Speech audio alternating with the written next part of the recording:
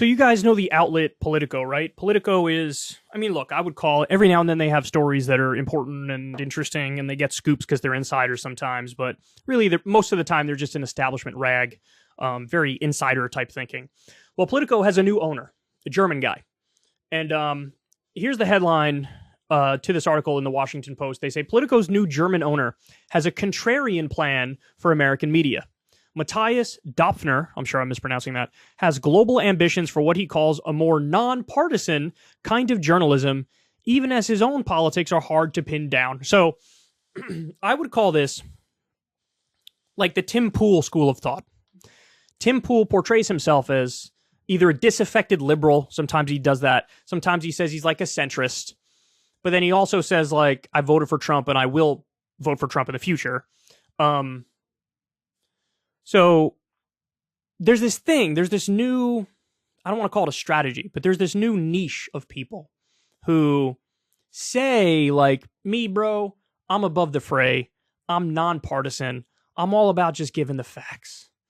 But then when you get into the specifics of what these people talk about and what they cover, it just so happens to be the case that like 90 to 95% of the time, they're beating up on the left and they're agreeing with the right.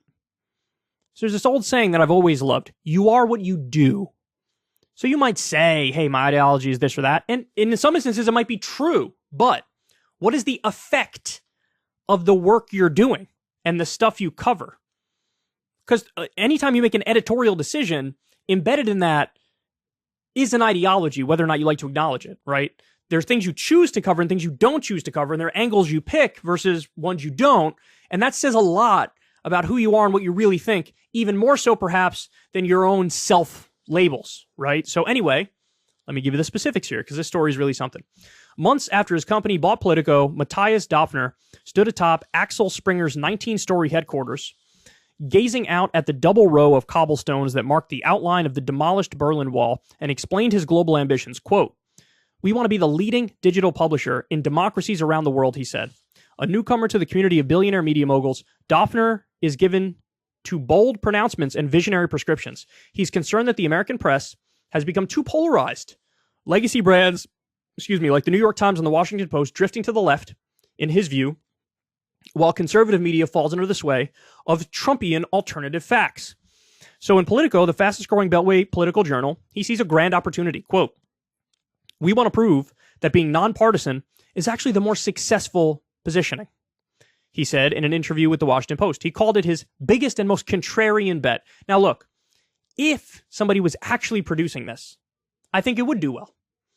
To the extent that anybody can be nonpartisan and be like, a just the facts type thing, I think that would do well. But are you truly committed to those principles? And what does that look like in practice? Because it's easier said than done, right? Like, I'm all nonpartisan, I'm just about the facts. But then in reality, how does that manifest? Well, I'm about to show you. It's certainly not going to manifest from this guy, okay? How exactly Dopfner, Axel Springer CEO, hopes to define nonpartisan journalism in an especially fragmented time for American politics is a question of intense interest as he aims to leave his mark on American media. His own politics have remained something of a mystery, too. But weeks before the 2020 U.S. presidential election, he sent a surprising message to his closest executives obtained by the Washington Post. Quote, "Do we all want to get together for an hour in the morning on November 3rd and pray that Donald Trump will again become president of the United States of America?" Huh? Very nonpartisan, this guy. Now look, you might read that and say, that's sarcasm. It reads like sarcasm. I actually kind of agree with that. But wait. His email was inspired by a news story he shared about the government's plans to sue Google for abuse of market dominance, an animating issue of his for years.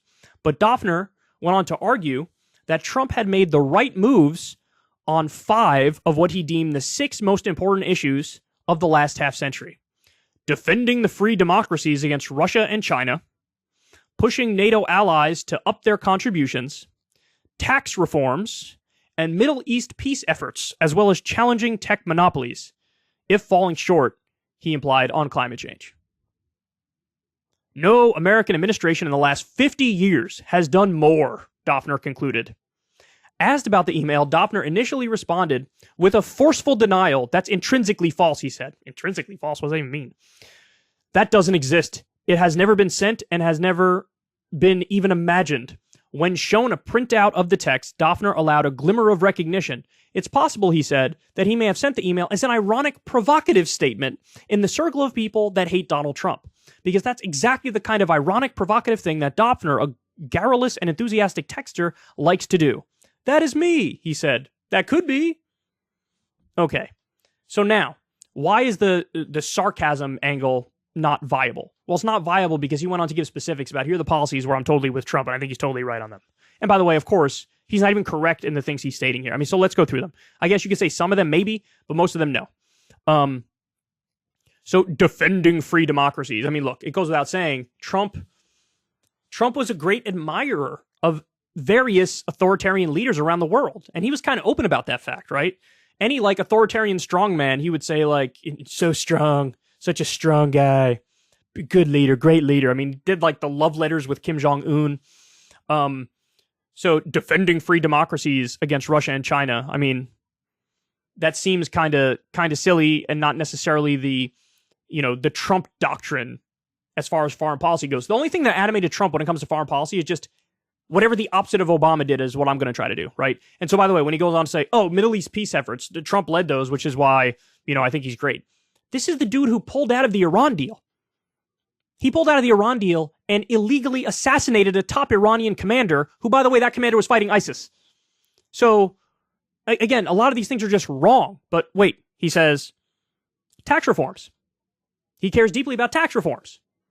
Okay, so in other words, you support the 2017 Republican tax cut bill where 83% of the benefits went to the top 1% over the long term. That's what you support. Don't tell me you're nonpartisan. That is deeply, deeply conservative. Deeply conservative. And then even the thing on like tech monopolies, you really think the Trump administration was cracking down on monopolies and going after big tech? They didn't do shit. It was all virtue signaling. It was all posturing. Because they left office and the tech monopolies were just as strong as they've ever been. So, he's just wrong on this stuff. But look, this is a cautionary tale that I wanted to share with you guys. The cautionary tale is, beware the person who proclaims, me bro, I'm nonpartisan. I'm above the fray. I'm all about the facts. I'm just going to give good journalism. That's what I do. Because I've seen so many instances of people who claim that mantle. And then you get into the specifics and they like suck off Republicans 24/7 and shit on the left 24/7. And it's like, look, I would at least respect it if they were honest about where they fall and what they believe. I would at least say, hey, at least they're being upfront. That's one of the things on this show. I try to never play hide the ball with my beliefs, right? Told you, there's a number of labels you can apply to me that I think are relatively fair. And I'll tell you where I stand and what I think and what politicians I like and what politicians I can like mildly tolerate and which politicians I hate. It's all up front. It's all out there on your sleeve. But the fact of the matter is, with a lot of the political commentary, especially these types, they're doing nothing but playing hide the ball. So it's so disingenuous. And that alone should turn you off to taking anything they say seriously. If you want to see me and Crystal Ball interview legends like Noam Chomsky, Cornel West, and more, subscribe to Crystal Kyle and Friends on Substack. $5 a month gets you the video version a day early. Remember, we take 0 ad dollars for this podcast. Or you can sign up on Substack for free and get the audio version a day later. Link in the video description box below.